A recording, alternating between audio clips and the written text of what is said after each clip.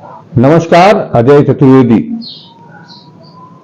लोकसभा चुनाव काफी निकट आ चुका है।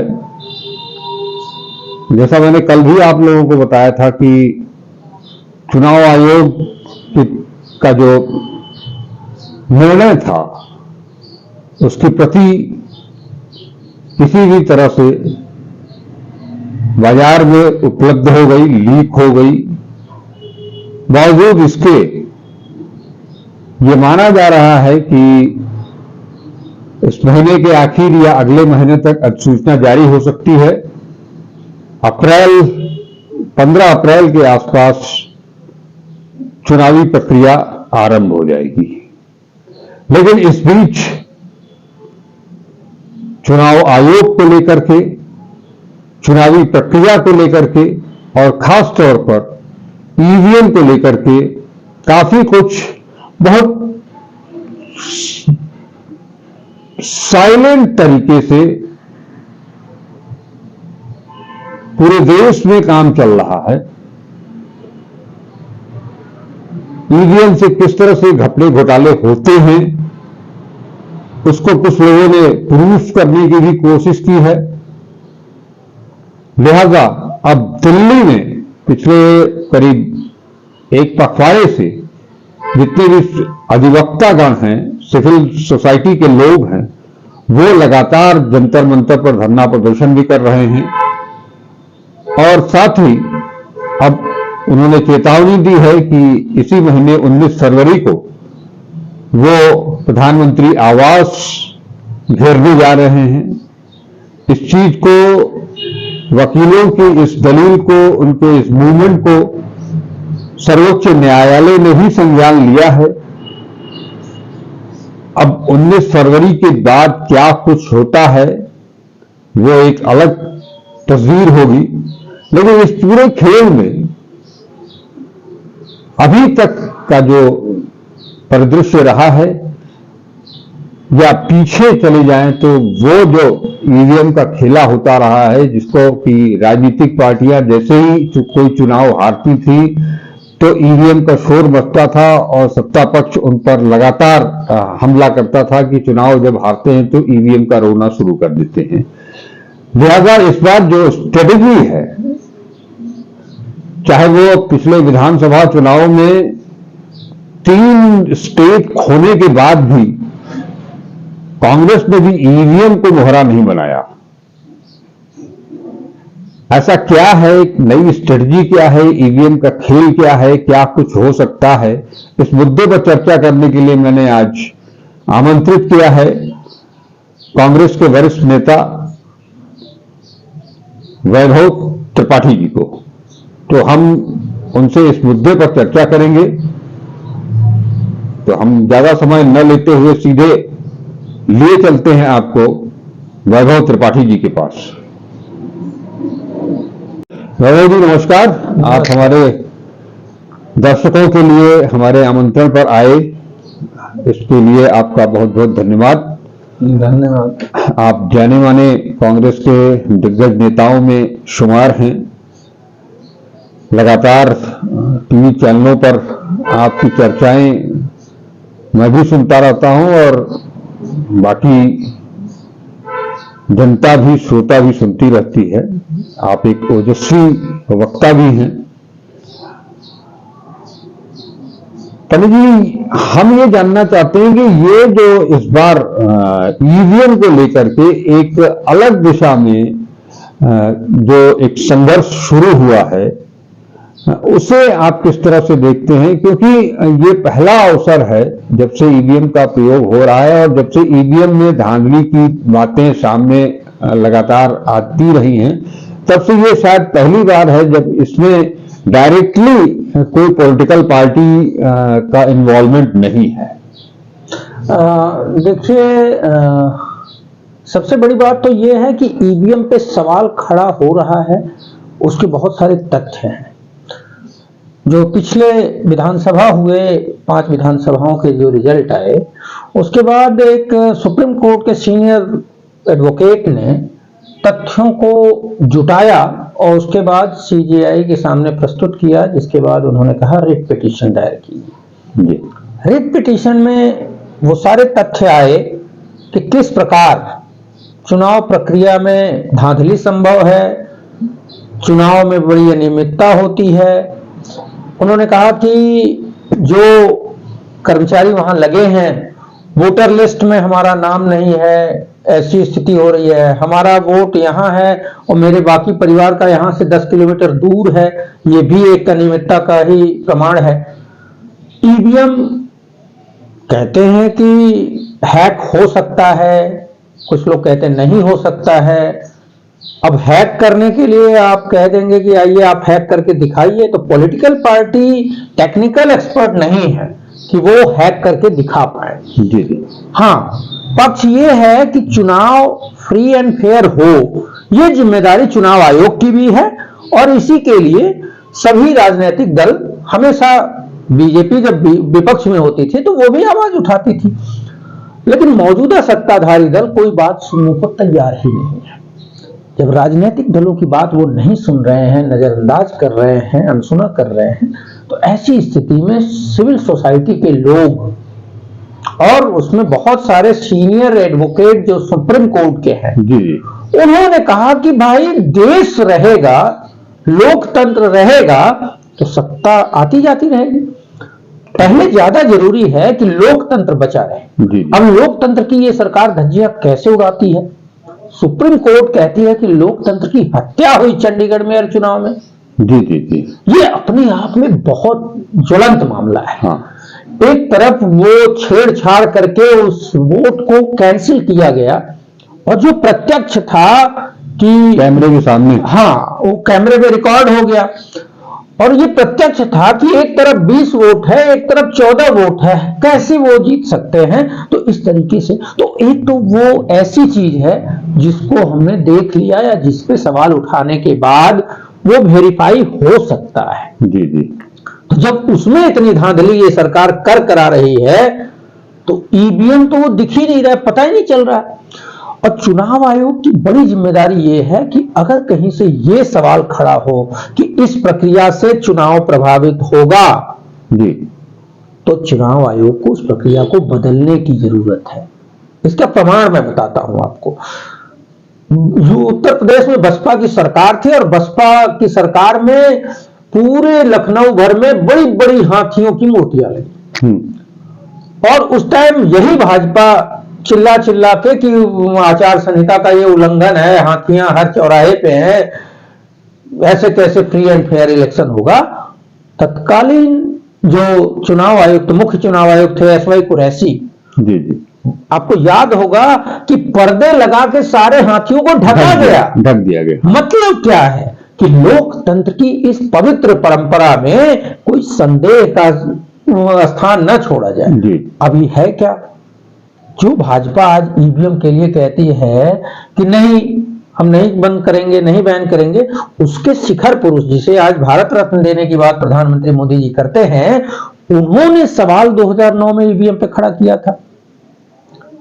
उनके सहयोगी जीवीएल नरसिम्हा राव आज भाजपा के राज्यसभा सांसद हैं, उन्होंने एक मोटी किताब लिखी थी, डेमोक्रेसी एट रिस्क, लोकतंत्र खतरे में। हाँ।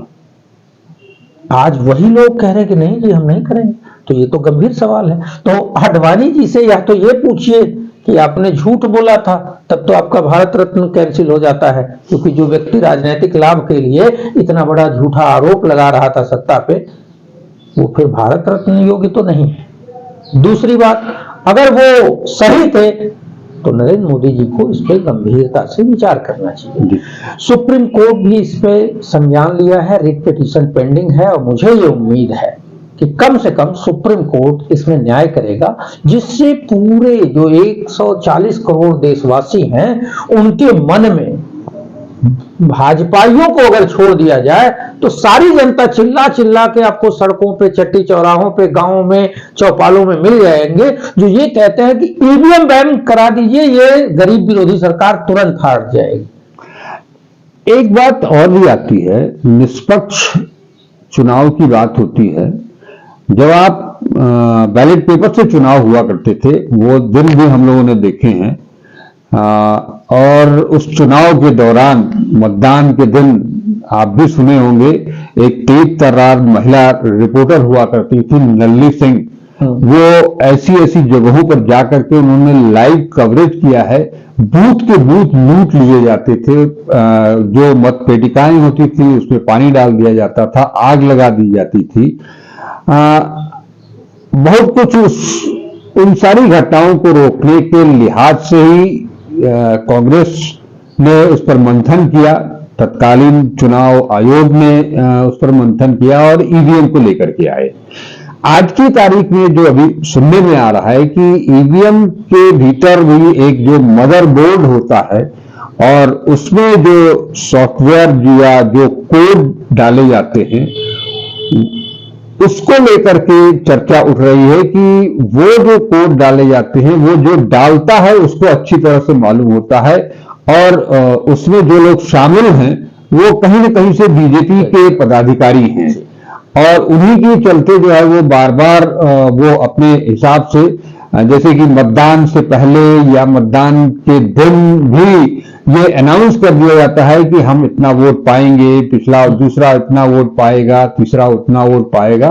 तो ये पूरी गणित वहीं से निकल करके आती है। मैं इस पे थोड़ा सा पीछे की आपने बात कही कि नलिनी सिंह ने लाइव रिपोर्टिंग की। ऐसे बहुत सारे पत्रकार थे जिन्होंने लाइव रिपोर्टिंग की और ये समस्या थी, इसको कोई नकार नहीं सकता है। इसी कारण कांग्रेस ने इस बात को आगे बढ़ाया। कांग्रेस लेके आई थी, नो डाउट। तो एक सवाल तो यह है, कांग्रेस लेके आई तो क्या कांग्रेस अगर कोई चीज ऐसी आ गई, कोई ऐसा सिस्टम बन गया जिसमें खामियां नजर अब आने लगी हैं, तो क्या उसको हटाया नहीं जा सकता है? बिल्कुल हटाया जा सकता है। जेन्युइन सवाल है। दूसरा सवाल ये है कि ये उस दौर की बात है, 2000 से पहले की बात हम कर रहे हैं। उस दौर में कम्युनिकेशन के इतने साधन नहीं थे, इतना संचार व्यवस्था, ट्रांसपोर्ट, ये सब व्यवस्थाएं उतनी अच्छी नहीं थी, जिस वजह से ये सब हो जाता था और पता नहीं चल पाता था। कई जगह मारपीट होती थी। अब हमारी फोर्स ज्यादा सशक्त हुई है, संचार माध्यम अच्छे हो गए हैं, रोड ट्रांसपोर्ट अच्छे हो गए हैं, तो हम उसको ज्यादा बारीकी से मॉनिटर कर पाएंगे।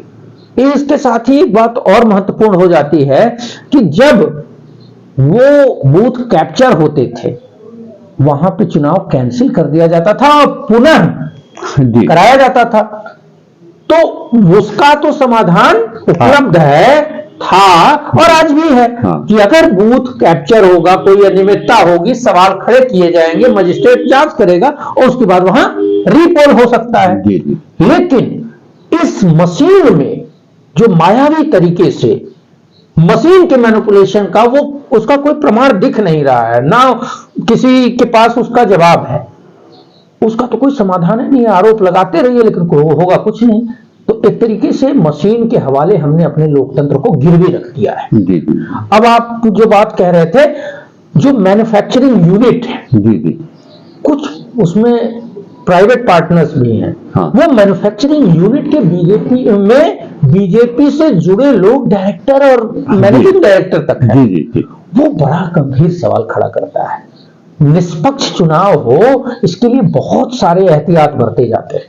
वो जो स्याही बनती है, उसका फार्मूला सबको नहीं पता होता है।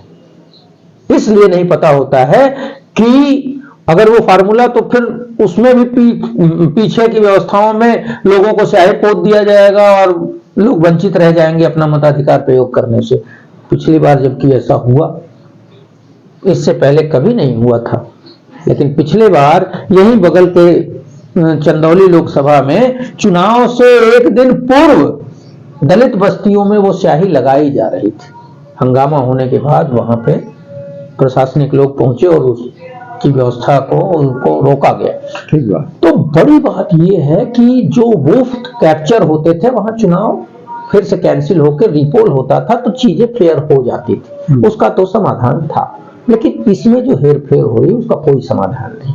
जो एक बात पहले छूट गई, रिट पिटीशन में उस सीनियर एडवोकेट जो सुप्रीम कोर्ट के हैं, उन्होंने ये बोला है कि कई जगह जो इलेक्शन के बाद काउंटिंग हुई। काउंटिंग के समय बैटरी बैकअप जो था ईवीएम मशीन का, जो एक दिन लगभग 8 से 10 घंटा 12 घंटा यूज हुई, बावजूद उसके 99% 100% चार्ज कैसे है? ये बड़ा सवाल है। इसका सवाल खुद इलेक्शन कमीशन को देना चाहिए। उसके अलावा मान लिया ये सब चीजें अच्छी हैं, तो बड़ा सवाल खड़ा होता है कि जिसने जापान, कोरिया जैसे देशों ने, जिन्होंने ये ईवीएम इजाद किया, वो हमसे टेक्निकली ज्यादा साउंड है, वो क्यों नहीं इसको यूज कर रहे हैं? उन्होंने अपने यहां क्यों बैन कर दिया?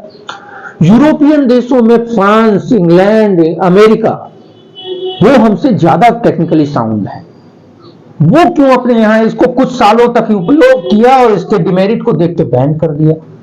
तो ये जो कहना है कि कांग्रेस ले आई, अब आरोप, कांग्रेस ले आई एक अच्छी सोच के साथ, उसका अब दुरुपयोग हो रहा है तो उसको बंद भी होना चाहिए, क्योंकि देश से कोई बड़ा नहीं है। कांग्रेस और भाजपा देश से बड़े नहीं है। कांग्रेस ने तो बहुत कुछ ले आया, हाँ, और अपने मन मुताबिक आप जो है वो जो अच्छी चीजें कांग्रेस लेकर के आई उनको आप गलत कर दिया। मौजूदा सरकार में जो लोग हैं वो हमेशा कांग्रेस के विरोध की ही बात करते हैं। जीएसटी का विरोध सबसे ज्यादा नरेंद्र मोदी जी करते थे। आए तो जीएसटी लाए, और ऐसा जीएसटी ले आए कि गरीबों का जीना दुश्वार हो गया। आरटीआई का विरोध भाजपा करती थी। अब आरटीआई चूंकि उनके भ्रष्टाचार की पोल खोलने लगा, तो आरटीआई को उन्होंने ऐसा कंडम कर दिया कि अब सूचना ही नहीं मिलती। इसका एक प्रमाण मैं बता दूं, 2005 में सूचना का अधिकार कानून बना और 2014 तक कांग्रेस की सरकार रही। 9 सालों में 2703 आरटीआई सिर्फ रिजेक्ट हुई, मतलब हर साल 300 आरटीआई एवरेज। और मोदी जी के पहले 2 साल के कार्यकाल में 14 से 16 में 9000 आरटीआई रिजेक्ट हुई। मतलब कांग्रेस की सरकार पारदर्शिता चाहती थी, जनता को चाहती थी कि सरकार की सूचनाएं जनता तक पहुंचे, जनता जो जानना चाहती है उसको जानने का हक हो, इसलिए आरटीआई बनाया। और इस सरकार ने उसको इस तरीके से रिजेक्ट किया कि आपको जानने का अधिकार नहीं है। अभी तो बड़ी बेरहमी से सरकार के सॉलिसिटर जनरल ने सुप्रीम कोर्ट में इलेक्टोरल बॉन्ड के लिए कहा कि जनता को उसको जानने का अधिकार ही नहीं है। मतलब ये जो मौजूदा सरकार है जनता से सब कुछ छिपाना चाहती है। एक चीज और पूछना चाहूंगा, ये भी तर्क दिया जा रहा है कि आप अगर इलेक्ट्रॉनिक वोटिंग मशीन से ही चुनाव कराते हैं तो उसके साथ जो पिछले कुछ सालों से, कुछ चुनावों से जो प्रक्रिया शुरू हुई है वीवीपैट की, और जो उसको पूरी तरह से लागू किया जाए, हर विधानसभा में हर बूथ पर लागू किया जाए, और जब तक वो वीवीपैट की जो रसीद निकलती है, पर्ची जो निकलती है, उसको स्थायी रूप से सुरक्षित रखा जाए और उन पर्चियों की भी गणना हो, तो इससे क्या कुछ फर्क पड़ेगा? नहीं, बिल्कुल मुझे लगता है उसका फर्क है। देखिए, टेक्निकली जब जीवीएल नरसिम्हा राव और आडवाणी जी ने इसका विरोध किया था ना, तो उसका समाधान कांग्रेस ने ढूंढा। ऐसा नहीं है कि आडवाणी जी ने कहा इसलिए हम उनकी बात नजरअंदाज करते हैं। कांग्रेस लोकतंत्र में विश्वास रखती है, सबकी सलाह को चिंतन करके एक सही निर्णय लेना चाहती है। यही कारण था कि जब 2009 के चुनाव के बाद इन्होंने विरोध किया तो उसके लिए बात सोची गई और पूछा गया, और फिर ये वीवीपैट निकल के आया। तो ये हुआ कि वीवीपैट में दिखेगा वोट कहां जा रहा है। आडवाणी जी का तर्क था कि वोट हम दबा रहे हैं, कहां जा रहा है हमको दिख नहीं रहा है। तो इसलिए कांग्रेस ने कहा कि वीवीपैट की पर्ची लगे, वीवीपैट लगाइए, जो वोट देंगे वोट उसमें दिखेगा। अब क्या है कि सवाल ये खड़ा हो गया कि पिछले सालों में लगभग करोड़ों की संख्या में इलेक्ट्रॉनिक वोटिंग मशीनें गायब हैं। हाँ, जो मैन्युफैक्चरर के यहां से निकली इलेक्शन कमीशन तक नहीं पहुंची, उसकी जांचें नहीं हो रही आज तक। तो ये तो है कि वो इलेक्ट्रॉनिक वोटिंग मशीन भी कहीं एग्जिस्ट करती है। ये भी संभावनाएं हैं कि उसको उससे रिप्लेस किया जाए, उससे जो कि एक प्रमाण दिख रहा है सुप्रीम कोर्ट में कि जो इलेक्ट्रॉनिक वोटिंग मशीन 12 घंटा काम करके गई उसमें 100% बैटरी कैसे है? तो संभव है कि वो जो मिसिंग वोटिंग मशीन है उसको सेट करके उससे रिप्लेस कर दिया गया हो। जी जी। तो एक तो ये मामला हो गया। जी। दूसरा, जब वो दोनों सेम होगा, वीवीपैट और वो, और पर्चियां भी गिनी जाएंगी, जब पर्चियां गिनी जाएंगी तो उस मशीन को अगर बदला गया होगा तो वो चोरी पकड़ी जाएगी। इसलिए ये एक उसमें सुझाव आया कि वीवीपैट की पर्चियां भी गिनी जानी चाहिए, और इसके लिए सुप्रीम कोर्ट में खुद एडीआर ने, जो कि चुनाव पे सबसे ज्यादा रिसर्च करती है, एडीआर ने ये पीआईएल डाली थी जिसपे चर्चा हो रही है, और कहा गया है, और इलेक्शन कमीशन क्या कह रहा है कि ऐसे सारी पर्चियां गिनने में तो कई दिन लग जाएंगे। तो सवाल ये बड़ा है कि क्या इलेक्शन कमीशन को लोकतंत्र बचाने की आवश्यकता ज्यादा समझ में आनी चाहिए या समय? 4 नहीं 6 दिन लगे, लेकिन वो चीजें ऐसी हो जिसपे जनता को विश्वास हो। अभी आपने पर्चियों की गिनती की बात की, जानकारी में ये भी है कि ये जो वीवीपैट की से मशीन से जो पर्चियां निकलती हैं, उन इलेक्शन खत्म होने के बाद साल भर तक उनको सुरक्षित रखना होता है। लेकिन हाल में जो चुनाव विधानसभा के हुए 5 राज्यों में, उस पर जब उंगली उठी, उनके रिजल्ट पर जब उंगली उठी और उसमें जो खोजबीन हुई, तो कुछ लोगों ने, इसके जानकारों ने, जो एक्सपर्ट थे, उन्होंने ज्यादा अंदर तक जाने की कोशिश की, तो पता चला चुनाव आयोग की तरफ से ही ये जवाब मिला कि वो तो सारी पर्चियां जो है वो नष्ट कर दी गई थी। तो जो पर्ची साल भर तक सुरक्षित आपको रखनी है, उसको 4 महीने में ही नष्ट कर दिया गया, ये अपने आप में एक बड़ा सवाल है। बहुत बड़ा संदेह यही खड़ा करता है, ये जो प्रक्रियाएं हमारी पहले से एग्जिस्ट करती हैं उसको भी आप तोड़ रहे हैं जी। इलेक्शन कमीशन भी सवालों के घेरे में है। हाँ। इसलिए है कि भाजपा के, अभी जब तक चुनाव घोषित नहीं हुआ, प्रेस कॉन्फ्रेंस से पहले भाजपा के पदाधिकारी ट्वीट कर देते हैं कि इस डेट को चुनाव होगा, इस डेट को रिजल्ट आएगा। हाउ? ये कैसे संभव है? मतलब ये बात चुनाव आयोग के ऑफिस से लीक होके भाजपा तक गई। जब गई तब उसने 1 दिन पहले, 2 दिन पहले या घंटा 2 घंटा पहले ट्वीट कर दिया। कैसे? तो ये वो संदेह है। क्या कारण है कि कोई भाजपा का पदाधिकारी बता देता है कि इतने इतने वोट भाजपा कांग्रेस सबको मिलेगा जी, यानी ईवीएम पहले से कुछ सेट है, उसमें से भी कुछ इधर उधर नहीं होता है। तो अभी यहाँ पे तो जो मौजूदा सत्ता है वो सभी स्वायत्त संस्थाओं को अपने कब्जे में करना चाहती है। एक बड़ा सवाल ये है कि ऐसा कैसे कर पाते हैं? बहुत कर्मठ और ईमानदार लोग भी हैं, उनको किनारे कर दिया जाता है। अब आप इस बात को समझिए कि 2019 के चुनाव में अरविंद सुब्रमण्यम ने कांग्रेस के उस घोषणा का 72,000 सालाना जो देने की घोषणा कांग्रेस ने की थी गरीबों को, उसको उन्होंने कहा कि ये हमने ऑलरेडी 2018 के आर्थिक सर्वेक्षण में डाला था।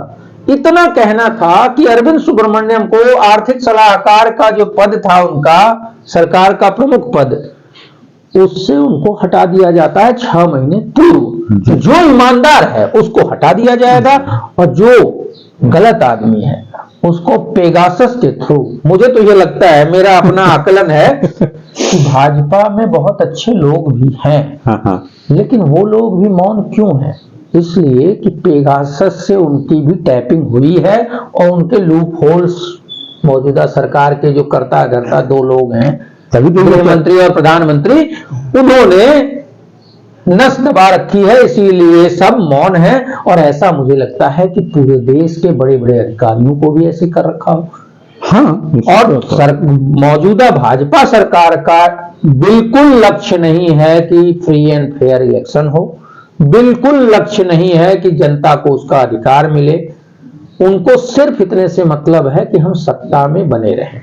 अब एक व्यवस्था सुप्रीम कोर्ट के सीजेआई ने दी कि देखिए, चुनाव आयुक्त के नियुक्ति में एक फेयर पॉलिसी आप लेकर आइए, और नहीं ले आते हैं तब तक की एक रूलिंग हमारी है कि एक सत्ता पक्ष का प्रतिनिधि प्रधानमंत्री और दूसरा मुख्य विपक्षी दल का प्रतिनिधि अपोजिशन का और चीफ जस्टिस। और एक चीफ जस्टिस ऑफ इंडिया।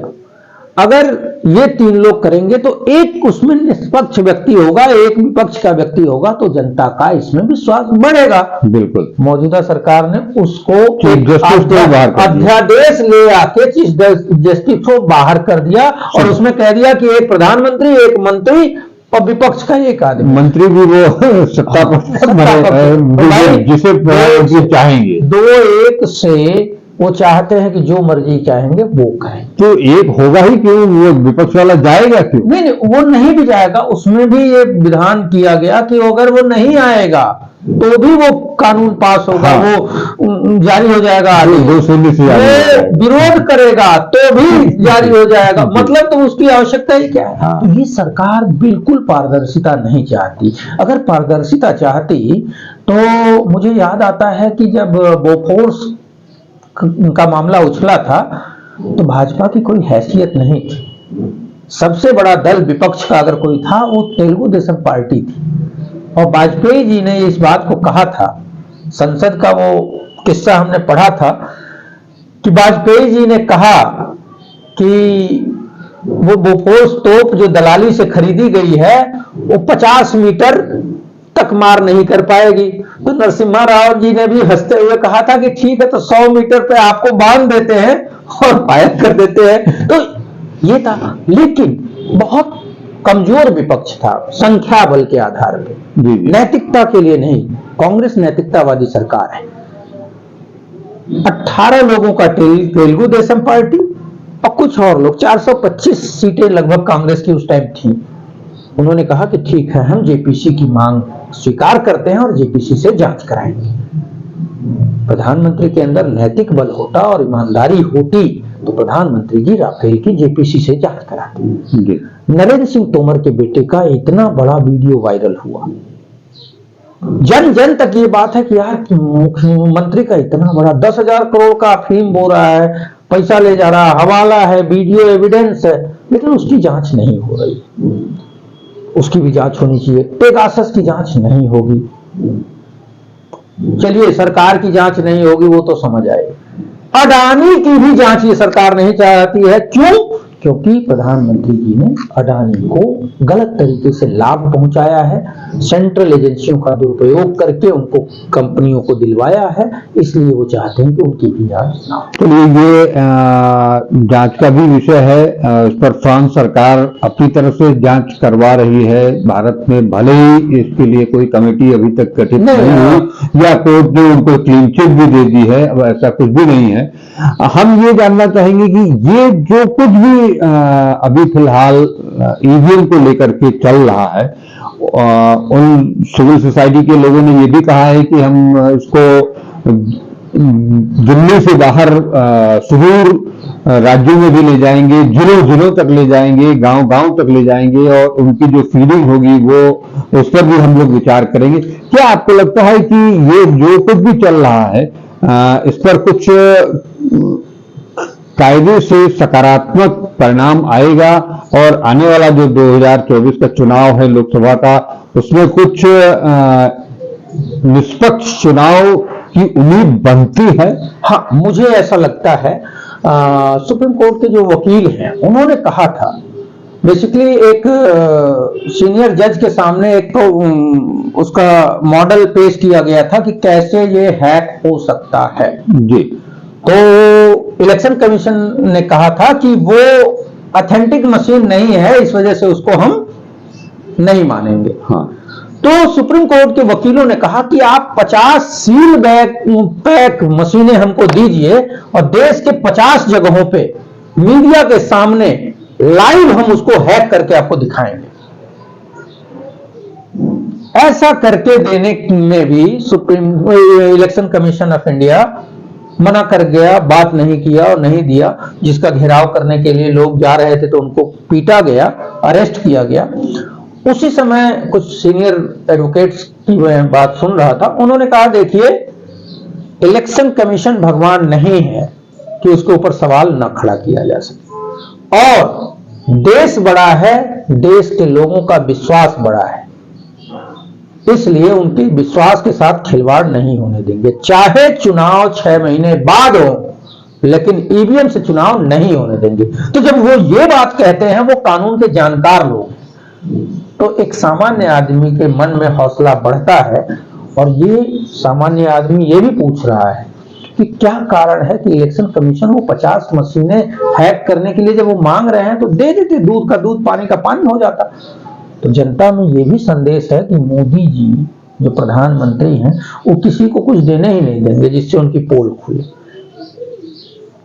उसी के साथ जब सुप्रीम कोर्ट की जो रेट पिटीशन है, मुझे जहां उम्मीद है कि फरवरी आखिर तक उसमें कोई ना कोई निर्णय जरूर आएगा, क्योंकि उन्होंने कहा था कि टाइम बॉन्ड हम 2 महीने में इसमें कुछ आदेश देंगे, तो उससे भी उम्मीद है। और जनभावनाओं के अनुकूल मुझे लगता है कि जब सिविल सोसाइटी अलग अलग ग्रामीण क्षेत्रों में पूरे देश भर में इस आंदोलन को बढ़ाएंगे तो जनता खुद खड़ी होगी। विपक्ष एक दल है, विपक्ष के जो दल हैं वो प्रतिनिधित्व करते हैं, अल्टीमेट तो जनता ही होती है। और जनता ही के सहयोग से चाहे मोदी की सरकार बनी है या जनता के ही विरोध से मोदी की सरकार जाएगी, विपक्ष के जो दल है वो तो उनके प्रतिनिधि बनेंगे। तो मुझे ये लगता है कि जो मौजूदा परिस्थितियों में इस सरकार की तानाशाही के खिलाफ, भ्रष्टाचार के खिलाफ, महंगाई बेरोजगारी के खिलाफ, आर्थिक असमानता के खिलाफ जो विपक्ष का जनभावनाओं का एक गठबंधन बना है, जनभावना का गठबंधन मैं इसलिए कहता हूं क्योंकि जनता ये कह रही थी कि हम तो वोट नहीं देते हैं, ये कैसे जीत जाते हैं। तो जनता ने ये कहा कि अगर एनडीए के उम्मीदवार के सामने 5 उम्मीदवार आपके खड़े होते हैं तो कुछ उसमें बट जाते हैं। अगर एनडीए के एक उम्मीदवार के सामने इंडिया का एक उम्मीदवार खड़ा हो जाएगा तो हमारा वोट कम बिखरेगा, बिखराव कम होगा। और जो 37% के बिखराव की वजह से 37% वोट पाके जीत गए हैं, उनके खिलाफ 50% लोग भी अगर पोलराइज हो गए तो ये सत्ता से एकदम बाहर हो जाए। लेकिन ये होता हुआ दिखाई कहां दे रहा है? आपने गठबंधन बनाया, इंडिया गठबंधन बना, और जो सबसे पहले जिसने इसकी शुरुआत की वही भाग चला। देखिए एक मिनट, हाँ, वो खुद भाग चले, वो पाला बदल लिया उन्होंने। उसके बाद पश्चिम बंगाल में भी बहुत कुछ स्थिति अभी तक क्लियर नहीं हो पाई है। उत्तर प्रदेश की बात करें तो उत्तर प्रदेश में अखिलेश यादव और जयंत चौधरी बहुत मिलजुल करके वो सीट बंटवारे की बात कर रहे थे। अखिलेश यादव ने सबसे पहले ये जानकारी दी थी कि हमारा रालोद के साथ गठबंधन हो गया है, सीट शेयरिंग हो चुकी है।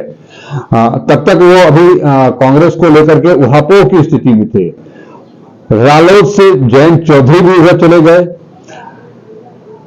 अब जो स्थिति बन रही है वो लगातार जो मशीनरीज हैं, वो चाहे आप महाराष्ट्र में चले जाएं तो शरद पवार और उनके भतीजे को लेकर के, पश्चिम बंगाल में ले जाएं तो ममता बनर्जी और उनके भतीजे को लेकर के, आप बहुत कुछ दबाव बनाया गया झारखंड के ऊपर। लेकिन वो एक आदिवासी नेता, उनके अंदर जो जुझारूपन था, जो धैर्य था, जो ताकत थी, उसका उन्होंने एहसास कराया और वहां इनकी गणित जो है वो फेल हो गई।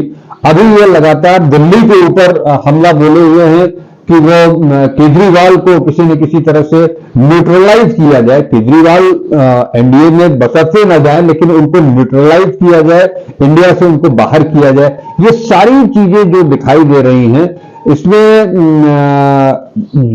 बहुत कुछ जो पुख्ता इंडिया बनी थी, जो पटना से लेकर के और मुंबई तक जो चीजें थी, वो आज दिखाई नहीं दे रही। फिर आप कैसे कह सकते हैं? मैं इसी दौर में बिहार में जब नीतीश कुमार को अपने गठबंधन में शामिल करना था तो एक पुराने सामाजिक न्याय की योद्धा कर्पूरी ठाकुर को भारत रत्न दिया गया।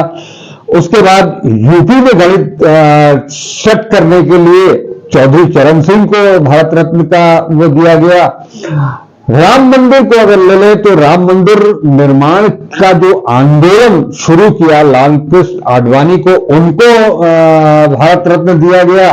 और जहां तक मीडिया में या जनता के बीच में जो सोच है, उसके तहत राम मंदिर बनने से पहले बाबरी मस्जिद 6 दिसंबर की जो घटना थी, जितनी देर तक वो ढांचा गिरता रहा, गिराया जाता रहा, उतनी देर तक तत्कालीन कांग्रेस के प्रधानमंत्री नरसिम्हा राव जी पूजा पर बैठे रहे, और वो पूजा उनकी तब खत्म हुई जब ढांचा पूरा गिरा दिया गया था। मतलब राम मंदिर प्रकरण से मिलकर जोड़ करके केवल आडवाणी ही नहीं बल्कि नरसिम्हा राव को भी भारत रत्न दे करके उनको सम्मानित कर दिया गया।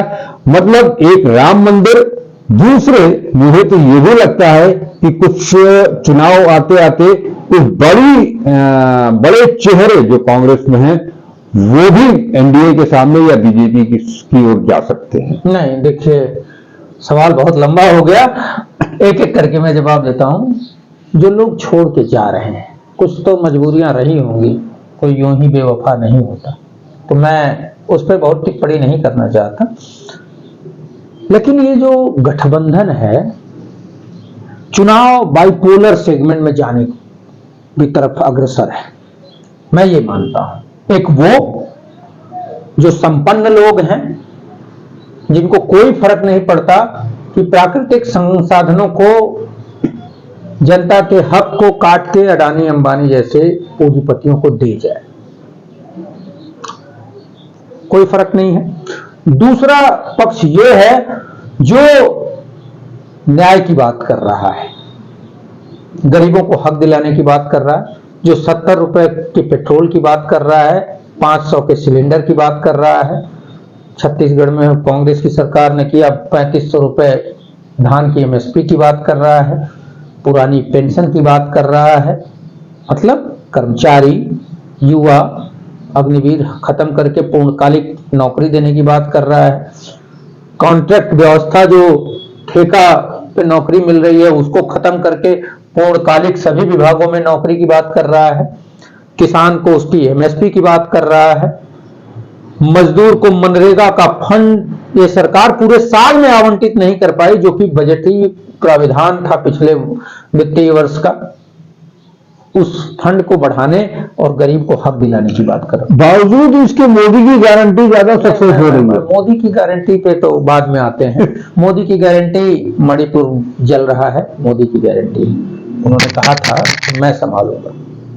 मोदी की गारंटी है, महिलाओं को नंगा घुमाया जा रहा है, सामूहिक रूप से गैंगरेप हो रहा है सबके सामने। लेकिन 80 करोड़ जनता को मुफ्त अनाज भी मिल रहा है, दिख रहा है। वही तो कह रहा हूं मैं कि एक तरफ वो धड़ा है जो आपसे, गरीब आदमी से सब कुछ छीन के अपने चंद पूंजीपतियों को देना चाहता है, और आप जब खाली हो जाएंगे तो आपको 5 किलो राशन दे देगा। तो उस गरीब आदमी के अंदर ये चिंतन है, वो ये कह रहा है कि मुझे 5 किलो राशन दे दोगे, मेरे बेटे को फीस नहीं भर रही है, आप फीस बढ़ाते जा रहे हो, पढ़ाई नहीं हो पा रही है, स्वास्थ्य की व्यवस्थाएं नहीं मिल रही, मेरे पढ़े लिखे बच्चे को नौकरी नहीं मिल पा रही है, हमारा जीवन स्तर नहीं उठ रहा है, हमारा फसल की मूल्य नहीं हमको मिल रही है, हमारे फसल का जो लागत मूल्य है वो 3 गुना हो गया है, उर्वरक, कृषि संयंत्र 3 गुना महंगे हो गए हैं, डीजल पेट्रोल 60 रुपए 70 रुपए से 100 रुपए तक पहुंच गया है, गैस सिलेंडर 400 रुपए का 1200 तक पहुंच जाता है। तो 5 किलो राशन आप देंगे कैसे? 5 किलो राशन को पकाएंगे हम कैसे? गैस जब 1200 रुपए का होगा, 1000 रुपए का होगा, तो ये सवाल है। तो चिंतन, अब ये पूरा चुनाव बाइपोलर सेगमेंट में जा रहा है, और एक तरफ अमीरों के पक्षकार हैं, एक तरफ गरीबों के पक्षकार हैं। तो मैं ये मानता हूं कि इस इंडिया से जो भी टूट के जाएगा उसका सफाया तय है। मैं आपको बता देता हूं, नीतीश बाबू का हस्र, इतनी बार वो इधर गए उधर गए, उससे असर क्या पड़ा? जनता मूर्ख नहीं। 115 सीट वाली जेडीयू आज 45 पे है, और अभी फ्लोर टेस्ट वो साबित कर पाएंगे, क्या होगा ये भविष्य में है, 12 को पता चलेगा।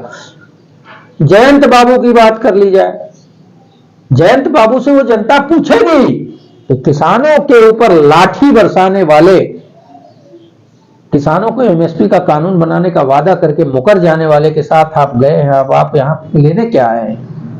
अब भारत रत्न पे आ जाते हैं। कर्पूरी ठाकुर सामाजिक न्याय की बात करने वाले पुरोधा,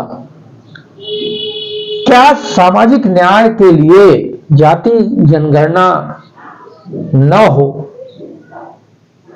गरीबों का हक उनको ना मिले, वो कर्पूरी ठाकुर जी को मंजूर होता? आप इमेजिन करिए कि कर्पूरी ठाकुर जी होते हैं, उनसे कहा जाता कि आपको भारत रत्न दे रहे हैं, गरीबों का हक नहीं देंगे, वो ठोकर मार के ठुकरा देते उसको। वही चीज होती आडवाणी पे, मैं मुझे कुछ कहना नहीं है, इसलिए कि वो उनके दल के नेता हैं, वो उनको देंगे, नहीं तो और किसको देंगे।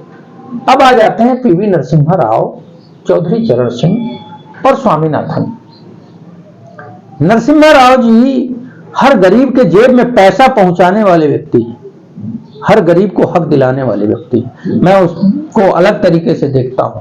आर्थिक उदारीकरण अल्पमत की सरकार में होते हुए सफलतापूर्वक लागू किया, जिससे हर घर में पैसा है, हर जेब में मोबाइल आ गया, हर आदमी के पास पैसा है, गहने, गरीब आदमी का जीवन स्तर सुधर गया। तो अगर आप ये कहते हैं कि गरीब आदमी के जेब से हम पैसा निकाल रहे हैं जी, 60 रुपए का डीजल 90 रुपए कर दिया, 400 का सिलेंडर 1200 कर दिया, गरीब आदमी की जेब कट गई, तो नरसिम्हा राव जी भी ये कहते कि मुझे भारत रत्न नहीं चाहिए। देखिए, आप कांग्रेसियों की धारणा हो सकती है नरसिम्हा राव के को लेकर के, जिसने उनको भारत रत्न दिया, या जनता के बीच में जो बातें चल रही हैं वो तो सिर्फ इतना ही है, वो उनके इकोनॉमिक रिफॉर्म को लेकर के ये भारत रत्न कतई नहीं दिया गया है। ये रिफॉर्म केवल और केवल अयोध्या और उसके इर्द गिर्द जो घटनाएं हुई उसको लेकर के। मैं ये कहना चाहता हूं कि अगर सरकार ने ऐसा कोई स्टेटमेंट जारी किया है जो मैंने नहीं देखा है तो बात अलग है, लेकिन ये जो चर्चा अगर है भी तो वो सिर्फ भाजपाइयों की चर्चा है। पूरे देश में ये प्रधानमंत्री खुद नहीं कह सकते कि सिर्फ इसीलिए भारत रत्न इसलिए दिया गया क्योंकि भारत को विश्व पटल पे एक ओपन मार्केट के रूप में उन्होंने इकोनॉमिक रिफॉर्म को लागू किया। आप बिल्कुल सही कह रहे हैं। मैं आप ही की बात से उस बात को सही साबित कर रहा हूं कि आपने कहा कि कर्पूरी ठाकुर अगर के सामाजिक न्याय को पीछे करके केवल कि हमको जाति जनगणना न करानी पड़े और कमजोर तबका, जो वंचित तबका है, उसको लाभान्वित न करना पड़े, इसलिए जो है वो उनको भारत रत्न देकर के वो एक पक्ष को पूरी तरह से खारिज कर दिया गया। ठीक उसी तरह से दूसरी तरफ अगर आप बात करेंगे तो ये कहीं कोई वक्तव्य नहीं आएगा कि किस लिए उनको भारत रत्न दिया गया है, लेकिन इसके पीछे की जो सोच है वो सोच यही है कि वो अयोध्या से जुड़े रहे। अगर ये सोच है तो बेहद घृणित और देश विरोधी सोच है। अगर सांप्रदायिकता के लिए किसी को भारत रत्न दिया जाए तो मुझे लगता है इससे बड़ा दुर्भाग्य का दिन पूरे देश के भविष्य में कभी आएगा नहीं। तो ऐसा तो मैं बिल्कुल नहीं मानने को तैयार हूं, और ऐसा वो लोग जो घृणित सोच के हैं वो प्रचारित कर सकते हैं, लेकिन ऑफिशियल स्टेटमेंट जिस दिन मोदी जी कर देंगे उस दिन समझ आएगा। मैं थोड़ा सा इसको आगे बढ़ाना चाहता था। चौधरी चरण सिंह जी की बात भी मैं ऐसे ही मानता हूं कि चौधरी साहब, अगर उनको कहा जाता कि किसानों को एमएसपी का वादा किया है सरकार ने, वो वादा पूरा नहीं कर रही है, आप ले लो जी भारत रत्न, वो भी ठुकरा देते। स्वामीनाथन आयोग, स्वामीनाथन को अगर दिया जाता तो वो कहते कि भैया मुझे ये सम्मान नहीं चाहिए, मैं राजनेता नहीं हूं, ना मुझे इस राजनीतिक खेल का हिस्सा बनना है, आप तो जो मेरा फार्मूला है, मेरी रिपोर्ट है, उसको लागू कर दो। तो ये सारी बातें, सवाल बड़ा टाइमिंग, कहते हैं, गांव की एक कहावत है, धरती लगी फटने और खैरात लगी बटने। जिस सरकार ने 10 वर्षों तक चौधरी साहब को याद नहीं किया, स्वामीनाथन को याद नहीं किया, कर्पूरी ठाकुर को याद नहीं किया, नरसिम्हा राव जी को याद नहीं किया, वो जब सरकार देख रही है कि सामने वो गरीब आदमी, वो तबका जब एक होने लगा है, तो उसको लगा है कि हमको कुछ करना चाहिए। वो ये कर रहे हैं। एक बात छूट रही थी जिसको मैं बड़ा संदेश मानता हूं, झारखंड। मुझे वो चीजें अच्छी लगी कि आदिवासी तीर कमान लेके विधायकों की सुरक्षा कर रहे हैं। तो उससे एक संदेश जाता है देश में कि लुटेरे और तानाशाह को गरीब आदमी सबसे बड़ा टक्कर दे सकता है, सबसे ज्यादा लोहा दे सकता है। वो करके झारखंड के लोगों ने दिखाया, हेमंत सोरेन ने दिखाया, और देश खुश है उस बात को लेके कि नीतीश तो पलटू राम है। तो वो जाए। चलिए त्रिपाठी जी, बहुत अच्छा लगा। हम लोग काफी देर तक ईवीएम से लेकर के वीवीपैट से लेकर के उसकी पर्चियों को निष्पक्ष चुनाव को लेकर के लोकतंत्र को जीवित रखने को की संकल्पना के साथ आपने अपनी बातों को रखा। हम लोगों ने काफी कुछ, आपने भारत रत्न पर भी चर्चा की, उन महान विभूतियों के प्रति चर्चा की। निश्चित तौर पर भारत रत्न कोई छोटा मोटा सम्मान नहीं है, देश का सबसे बड़ा सम्मान है। और ये सम्मान निश्चित तौर पर जिन्हें भी दिया जाता है उनके परिवार को, उनके कुटुंब के लोगों के साथ ही पूरे समाज को उस पर एक फक्र होता है कि आज फला हमारा भारत रत्न है, वो हमारा नायक है, सही मायने में नायक है। इन सभी चीजों पर चर्चा करने के लिए आपका बहुत बहुत शुक्रिया। आपने बहुत बहुमूल्य अपना कीमती समय निकाला इस चुनावी महासमर के दौरान। हम फिर मिलेंगे, आगे भी मिलते रहेंगे। इन सारी चर्चाओं के साथ आपसे लगातार हम मुखातिब हो रहे हैं और होते रहेंगे। बस अगर आपको वीडियो अच्छा लगे, आप इसे जरूर क्लिक करें, इसे आप लाइक करें, अपने कमेंट करें, और चैनल को अगर अब तक सब्सक्राइब नहीं किया है तो सब्सक्राइब करें। नमस्कार, अजय चतुर्वेदी।